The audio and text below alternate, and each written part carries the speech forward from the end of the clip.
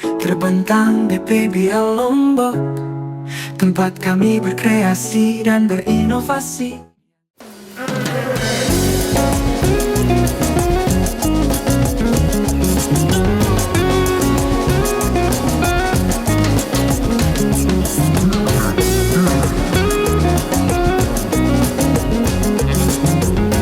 Hai, selamat datang di Pulau Lombok.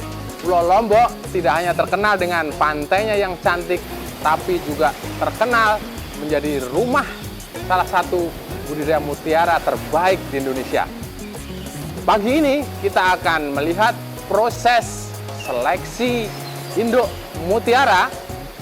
Seleksi induk mutiara ini merupakan salah satu kegiatan penting untuk memproduksi tiram mutiara. Ayo kita ikuti terus. Ya, pagi hari ini kebetulan kita ada di salah satu pantai, Pantai Koreh namanya, di Lombok bagian barat. Dan kita lihat salah satu kelompok pembudidaya sedang melakukan kegiatan seleksi induk tiram mutiara. Pertama-tama, induk diangkat dari karamba di laut, kemudian dibawa ke darat, dan setelah itu akan dilaksanakan proses seleksi yang sangat ketat. Seleksi ini merupakan proses yang sangat krusial dan dilakukan dengan sangat hati-hati oleh ahlinya. Ayo kita lihat induk-induk mutiara yang baru saja diangkat dari laut.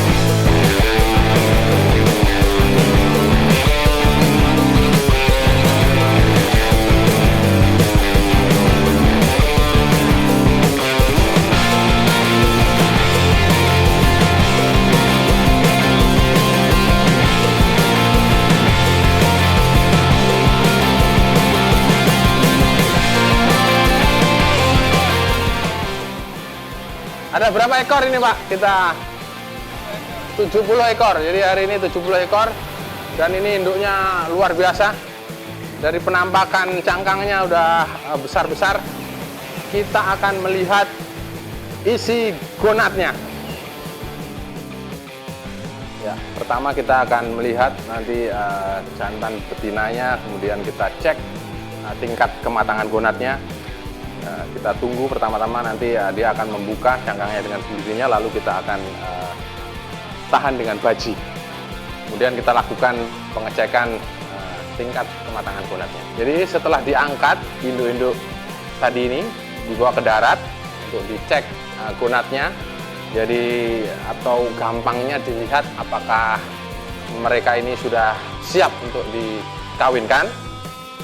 Kemudian juga proses ini membutuhkan seleksi yang sangat ketat, jadi harus dilakukan oleh ahlinya karena sekali lagi proses ini sangat penting nanti untuk menghasilkan anakan-anakan mutiara yang berkualitas.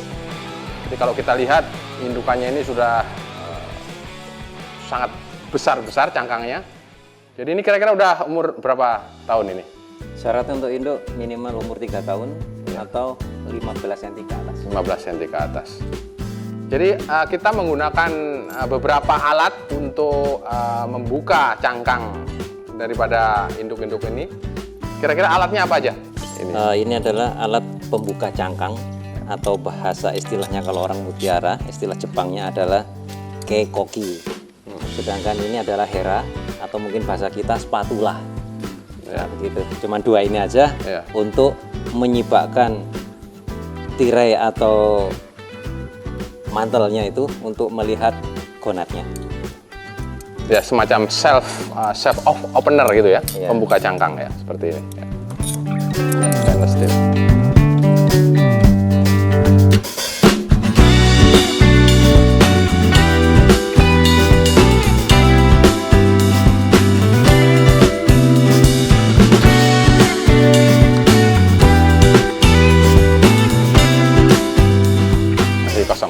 Kosong. Jantan atau betina? Kalau kosong tidak bisa disebutkan jenis kelamin. Oh, kalau kosong tidak bisa disebutkan jenis kelamin. Iya.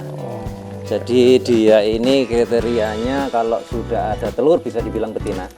Kalau sudah ada sperma bisa dibilang jantan. Kalau kosong?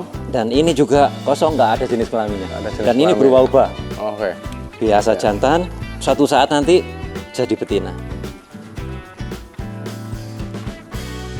Ya, ini Ini gonatnya. Jadi kalau kosong atau bening begini, kelihatan kan?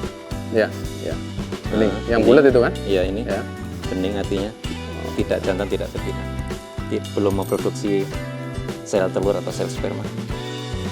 Ada anggapan kalau matang gonat itu di bulan-bulan tertentu. Apakah itu seperti itu sebenarnya? Ya, musim telur namanya. Musim telur. Ya. ya. Dalam 1 tahun di bulan apa saja? Musim telur itu ya. mulai memasuki bulan Agustus sampai nanti Maret. Agustus sampai Maret ya? Iya, begitu masuk April, Mei, Juni, Juli, Ya. itu minim telur, minim sperma. Bukan berarti nggak ada. Jadi Tapi nggak tetap musim. ada, tetap ada. Oh, dengan oke. frekuensi Ya. persentase yang kecil. Kalau satu indukan ini yang bagus itu bisa menghasilkan telur berapa juta? Idealnya Berapa lama, ya? rata-rata di 6 juta sampai 10 juta, 6 juta sampai per 10 ekor. juta per ekor. Ya, kemudian yang layak dikawinkan biasanya 50%-nya. 50%. Ya. Kemudian untuk rasio jantan betina dalam satu pemijahan Rasio perbandingan itu 1 dibanding 3 sampai 5 betina. satu jantan 3 untuk 3 sampai 5 betina. Ya. Jadi yang dihitung bukan ekornya, Bukan ekornya. selnya. Sel. Ya. 1 sendok sel sperma berbanding 3 sampai 5 sendok sel telur. Sel Nah, telur, gitu. Ya. Gambaran singkatnya barangkali dari proses setelah diangkat ke laut kemudian seperti apa? Biasanya ini nunggu dibuka nunggu membuka dengan sendirinya baru bisa kita tahan pakai alat pembuka cangkang ini.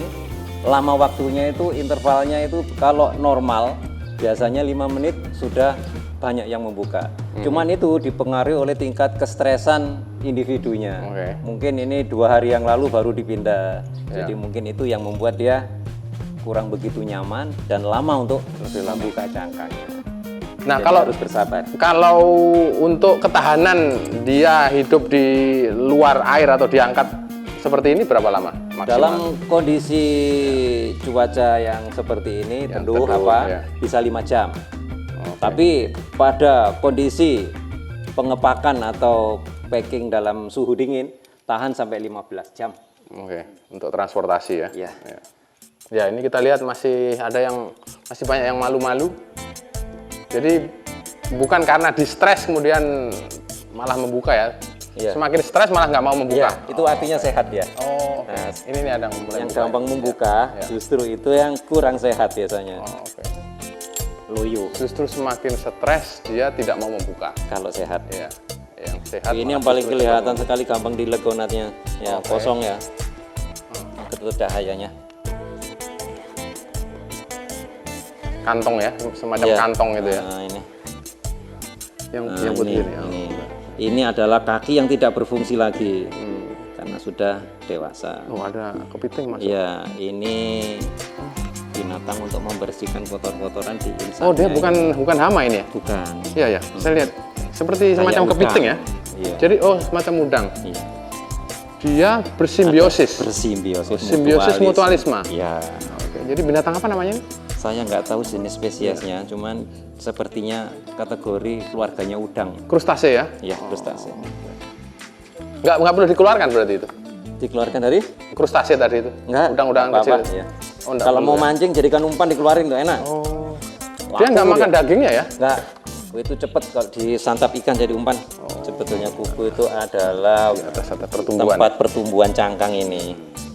Ini kalau orang Jepang bilang yasaki. Jadi Pertumbuhan. untuk menentukan tingkat kesuburan sebuah perairan ditentukan tingkat pertumbuhan cangkangnya. Nah, sebetulnya juga mutiara itu bahannya sama dengan cangkang. Karena ini yang ditanamkan di gonat, mantelnya ini. Mantel inilah yang memproduksi zat kapur prismatik untuk proses pembuatan cangkang sama dengan pembuatan proses. Terus ini bisa dibilang indikator untuk umur. Oh, oke. Tingkatan-tingkatan Ya. pertumbuhan. Apabila tingkatan-tingkatan pertumbuhan cangkang ini ada yang kayak merapat, Ya. berarti pada saat bulan-bulan itu dia mengalami cuaca ekstrim di laut sehingga dia mempertahankan diri. Makanya ini pertumbuhan cangkangnya ada kayak numpuk-numpuk yang diem. Ya. Nah, yang ideal itu numpuk ada jarak, numpuk ada jarak. Ya, itu ideal pertumbuhan normal. Ya, kurang lebih seperti kambium Ya. kalau di pohon Betul. ya. Ya, Itu artinya satu ini sap ini satu Ya. tingkat ini Satu tahun? bulan. Oh, 1 bulan? Yes. Oh, 1 bulan. Oke, oke. Jadi semakin rapat itu berarti ada masalah. Ada masalah di lingkungan. Iya, dia lagi proses Iya. mempertahankan hidup, tidak tumbuh. Ya. Jadi kadang-kadang permasalahannya mungkin dari suhu yang ekstrim sehingga dia Bisa tidak mau membuka cangkangnya sehingga berhari-hari tidak cuaca makan buruk, gitu ya. ya. Cuaca buruk. Ya. Kemudian dihinggapi penyakit atau apa. Jadi kalau maksimal ini bisa mencapai umur berapa kalau untuk Tidak tiram terbatas. mutiara? Tidak terbatas ya. Iya. Saya dengar sampai umur 20 tahun nih. Bisa Betul jadi. ya? Iya. Kapan maunya 20 mati-mati. tahun. Cuman kalau untuk tingkat produktivitas di mutiara, Iya. itu rata-rata umurnya itu di bawah 10 tahun. Di bawah 10 tahun produktif. Setelah itu kurang Sudah produktif. iya. Kalau untuk produksi telur, sperma, sampai dia mati. Oh, jadi untuk produksi mutiara itu Iya. sendiri sampai umur 10 tahun. Artinya satu individu bisa memproduksi beberapa kali mutiara bulat. Iya. Oke, sampai berusia 10 tahun. Iya. Ini kenapa ini, Mas? Ini adalah sakit, istilahnya penyakitnya kalau di kerang itu boring, yang disebabkan oleh protozoa. Jadi ini obatnya itu biasanya kita pakai air tawar atau garam untuk membedakan salinitas sehingga dia mati. Direndam ya. Direndam atau garam dioles. Dioles ya. Terus dibiarkan berapa lama? Dibiarkan tidak dicemplungkan ke air itu kurang lebih setengah jam sampai 1 jam. Terus dia akan merecovery diri berapa lama menjadi sehat? Belum tentu dia ini akan ketutup lagi, cuman setidaknya tidak ada kinerja protozoa lagi ini. Diam sudah mati. Kalau masih berwarna begini, artinya dia masih ada aktivitas. Kalau sudah pasif, warnanya putih, mati dia sudah nggak ada. Dia seperti menggerus gitu ya? Iya, ini rapuh. Ini bahkan cangkang bisa jebol. Cangkang bisa jebol sehingga berpengaruh juga terhadap kesehatan induk di dalamnya ya dagingnya. Betul, iya. Apakah ini bolak-balik juga ada? Atau hanya Belum satu tentu. sisi? Kalau dibiarkan akan begitu. Kalau nggak segera diobati. Dan menular juga? Enggak kalau mau. Enggak menular ya. Ini biasanya terjadi tingkat kemalasan saat dibersihkan. Seharusnya rutinitas tiap bulan dibiarin lama gitu. Tingkat kemalasan dari pembudidaya ya? Iya. Untuk melakukan pembersihan. Yang seharusnya 1 bulan 1 kali untuk tiap individu, ini mungkin kelewatan atau seperti apa ya? Dibiarkan ya. Tapi ada yang menarik, ada 1 ekor ini Mas. Ini kenapa ya ini? Sepertinya kosong. Ya. Ya ini kenapa ini Mas?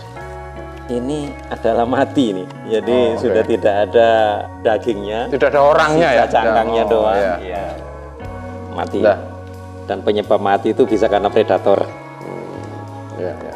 Mungkin ikan, mungkin kepiting. Nah, begitu mati dia membuka, lalu Ya, dagingnya dimakan oleh. Saat proses lagi respirasi dimasukin sama predator. Jadi sepanjang pengetahuan kami ada 2 metode pengecekan gonad induk tiram mutiara. Ya. Satu yang metode kering seperti ini diangkat dari dalam air, kemudian yang kedua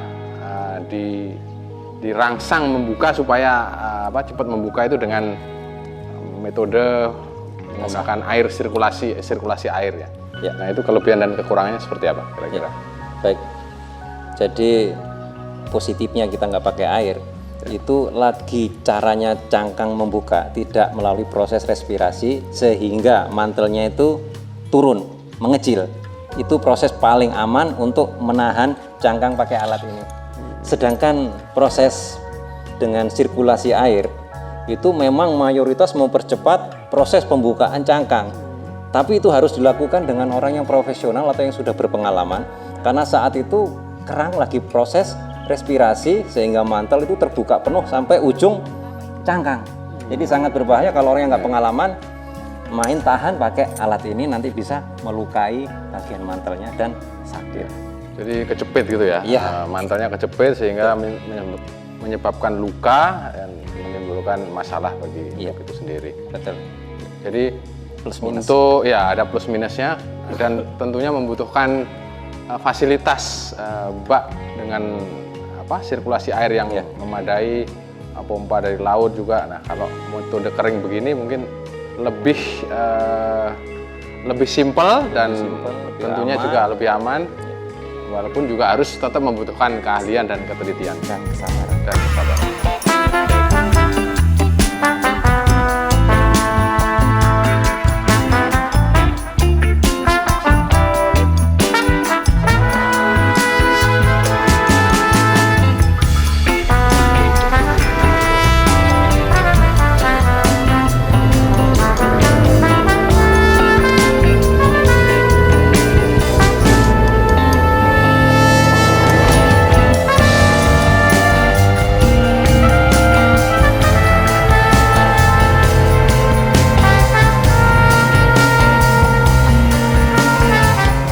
Ya baik teman-teman, itu dia tadi proses seleksi induk tiram mutiara yang kelihatannya simple, tapi ternyata memang membutuhkan ketelitian dan kesabaran dan juga ketelatenan. Dan kebetulan pada seleksi hari ini kita seleksi ada 70 ekor dan kebetulan belum menemukan satu induk yang memenuhi kriteria, sehingga kita akan kembalikan lagi ke laut supaya dia bisa tumbuh dan berkembang, dan kita akan melakukan pengecekan untuk individu yang lain sambil menunggu induk-induk ini matang gunat di bulan berikutnya.